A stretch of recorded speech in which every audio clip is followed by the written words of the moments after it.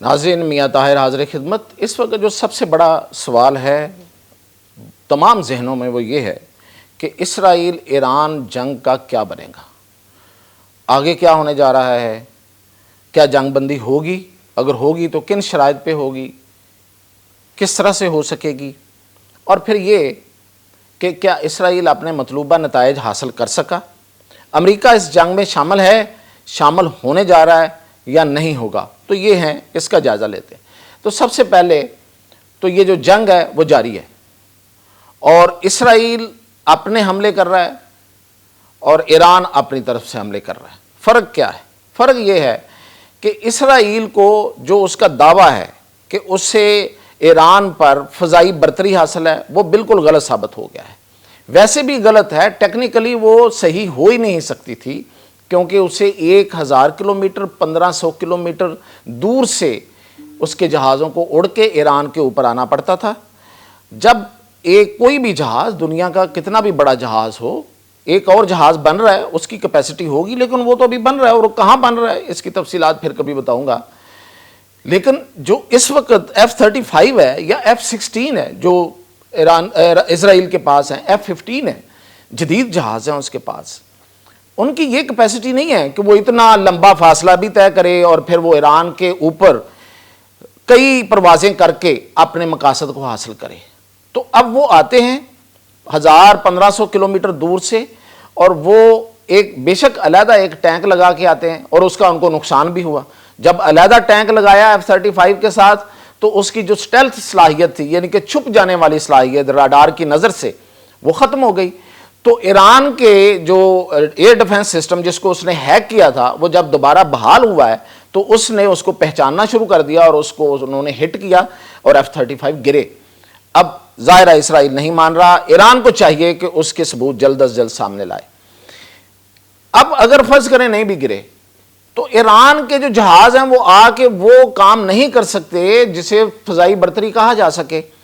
تو اس لیے ایران اپنے مقاصد ابھی تک حاصل نہیں کر سکا۔ جب تک آپ جو اس کے مقاصد میں شامل ہے، جب تک اسرائیل جو ہے وہ ان کے ایٹمی ریئیکٹرز کو،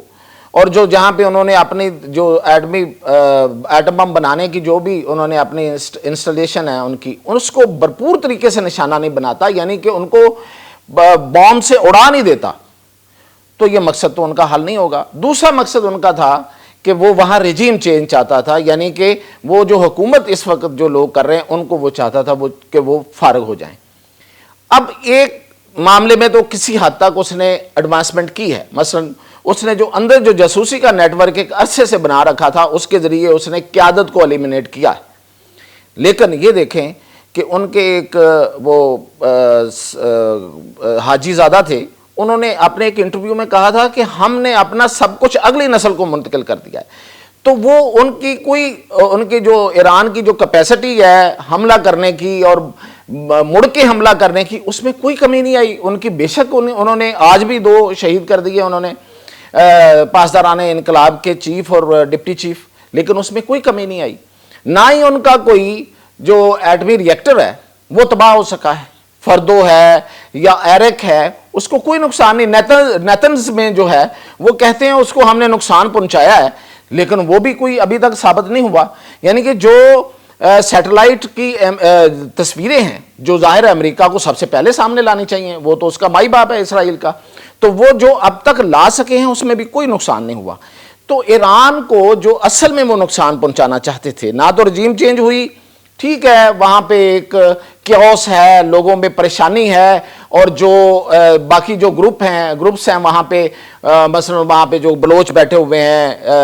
انسرجنٹس ہیں، یا جو کوئی کمیونسٹ لوگ بیٹھے ہوئے ہیں، وہ کوئی ایک دوسرے کو پریس ریلیزیں جاری کر کے ایک دوسرے کو حوصلہ دے رہے ہیں کہ چلیں اب ہم قبضہ کرتے ہیں، لیکن وہاں پہ ایسی کوئی صورتحال نہیں کہ ایران میں اس وقت حکومت ٹاپل ہو سکے۔ ایک بات۔ دوسرا میں نے بتا دیا کہ ان کے جو فیسلٹیز ہیں ان کو بھی کوئی نقصان نہیں پہنچ سکا۔ اس لیے ٹرمپ کی جو کالیں اور ادھر سے کالز آئیں اور ادھر سے پھر انہوں نے شہزادہ محمد بن سلمان کو بھی لیا اور باقی لوگوں کو بھی اس میں انہوں نے شامل کیا، رشیا کو کیا، تو یہ بیسیکلی کوشش تھی کہ ایران جو ہے وہ ون سائیڈڈلی معافی مانگے اور مذاکرات پہ آ جائے۔ ایران اس پہ نہیں آیا، تو اب انہوں نے دوبارہ سے ایک اب میں آپ کو بتاتا ہوں کہ اب کیا کر رہا ہے امریکہ نے اب دوبارہ سے ڈرانے کے لیے وہاں سے اس نے KC-135 یعنی کہ آئل ٹینکر جو اڑ رہے ہیں، ہوا میں اڑتے ہیں، جو جہازوں کو فیول دیتے ہیں اوپر فضا میں، وہ اس نے بھیج دیے ہیں کوئی بڑی تعداد میں امریکہ سے، اور اس کا مقصد یہ ہے کہ جو اسرائیلی طیارے آئیں گے وہ وہاں سے فیول لیں گے اور پھر وہ دوبارہ سے بمباری کریں گے۔ لیکن ایک بات تو طے ہے نا کہ جب تک وہ بوم استعمال نہیں ہوتے جو ان بنائے ہوئے ری ایکٹرز کو تباہ کر سکیں، ظاہر ہے ایران کو پتا تھا یہ سب کچھ کہ یہ ہو سکتا ہے، تو انہوں نے اپنے جو ری ایکٹرز ہیں وہ بڑے محفوظ مقامات پر بڑے اوپر سخت کنکریٹ ڈال کے 90 اور 100 میٹر کچھ لوگ کہتے ہیں کہ کنکریٹ اوپر ہے، اور کچھ وہ غاروں کے اندر اور پہاڑوں کے اندر انہوں نے بنائے ہوئے ہیں، تو اس کو جا کے اکھاڑنا یہ B-2 اور B-52 کے علاوہ کسی کے بس کی بات نہیں ہے۔ یہ بھی نہیں کہا جا سکتا کہ وہ مکمل طور پہ کر لیں گے۔ ان کے بارے میں یہ کہا جاتا ہے کہ انہوں نے کیا تھا، مثلا کہا جاتا ہے کہ تورا بورا میں افغانستان میں جب اسامہ بن لادن کے خلاف آپریشن، القاعدہ کے خلاف آپریشن ہو رہا تھا، تو وہاں انہوں نے وہ بم مارے تھے۔ اب وہ تو ایک پہاڑی سلسلہ ہے، وہاں انہوں نے بم مار کے کیا کر لیا تھا کسی کو کوئی پتہ نہیں، اس وقت نہ کوئی تصویریں بنتی تھی نہ یہ اپنے امیج جاری کرتے تھے۔ اب بھی اگر فرض کریں یہ B-2 اور B-52 لے بھی آتے ہیں تو کون کہے گا کہ بھئی واقعی انہوں نے تباہ کر دیے ہیں، تو بعد میں پتہ چلے گا۔ تو یہ جو ان کی اس وقت کی پریشانی ہے، میں یہ بتا رہا ہوں، یہ پریشانی ایران میں تو ہے ہی ہے، اسرائیل میں بھی ہے، لیکن سب سے بڑی پریشانی جو ہے وہ اس وقت امریکہ اور اس کے اتحادیوں میں ہے کہ وہ مقاصد حاصل نہیں کر سکے۔ تو اس لیے اب اگر مذاکرات ہوتے ہیں تو ایران برابر کی جگہ سطح پہ بیٹھ کے ان سے مذاکرات کرے گا۔ اور دوسری بات یہ کہ باقی جو رہ گیا کہ اس ایران کی جو یہ جنگ ہے، اس کے بعد اب مزید میں آپ کو بتاؤں کہ جو ایران کی صلاحیت ہے میزائل فائر کرنے کی، وہ بالکل کم نہیں ہوئی، ہمیں روزانہ اس میں اضافہ نظر آ رہا ہے۔ ان کے جو میزائل ہیں وہ پہلے سے زیادہ کارگر ثابت ہو رہے ہیں، اور جس طرح سے آپ نے دیکھا کہ حیفا کا ایئرپورٹ انہوں نے اڑا کے رکھ دیا، اور باقی انہوں نے عمارتیں بھی اڑا دی۔ ان کے تمام جو میزائل روکنے والے سسٹم ہیں، جس کو وہ ایئر ڈیفنس سسٹم کہتے ہیں اور جس پہ ان کو بڑا فخر ہے، اور جو امریکہ بہادر نے بنا کے ان کو دیے تھے، وہ سارے کے سارے زمین بوس ہو گئے ہیں۔ اتنی دور سے میزائل فائر کرنا، اور ایران جیسے ملک کی طرف سے جس کے پاس ٹیکنالوجی کی جدت کے بارے میں لوگوں کو شک تھا کہ اتنے عرصے سے پابندیاں سہنے والا ملک جو ہے وہ کیسے جدید ٹیکنالوجی بنا سکتا ہے، اس نے اسرائیل کو ہلا کے رکھ دیا ہے۔ اور اسرائیل اتنا سا ہے، 1200 کلومیٹر کا اسرائیل ہے، اور آپ دیکھیں اس کے مقابلے میں ایران کتنا بڑا ہے۔ تو ایران کے پاس صلاحیت حملہ کرنا، حملہ کر کے پیچھے چلے جانا زیادہ ہے، اس کے پاس زیادہ رقبہ ہے، وہ زیادہ اچھے طریقے سے جنگ لڑ سکتا ہے بجائے اس کے کہ اسرائیل لڑ سکے۔ تو اس لیے اس میں پلہ اگر مجھ سے پوچھیں گے تو ابھی بھی ایران کا باری ہے۔ اگر ایران جو ہے وہ اپنا نظام کو جو بھی جتنا رہ گیا اس کو انٹیکٹ رکھتے ہوئے، اس کو مضبوط رکھتے ہوئے، اس کو بکھرنے نہ دے، اندر سے کچھ نہ ہو جائے، اندر سے پہلے سنبھالنے کی ضرورت ہے۔ جاسوس جو ہوتا ہے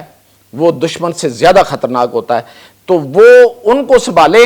اور اس کو جواب دیتے رہیں اور اس جنگ کو آگے کھینچیں۔ اسرائیل گھٹنوں پہ آئے گا اور اس کے ساتھ امریکہ بھی گھٹنوں پہ آئے گا۔ وہ بے شک جتنا بڑا اسلحہ لے آئے، لیکن اس کو مجھے نہیں لگتا کہ کامیابی حاصل ہوگی۔ مزید اپڈیٹ کے ساتھ حاضر ہوں۔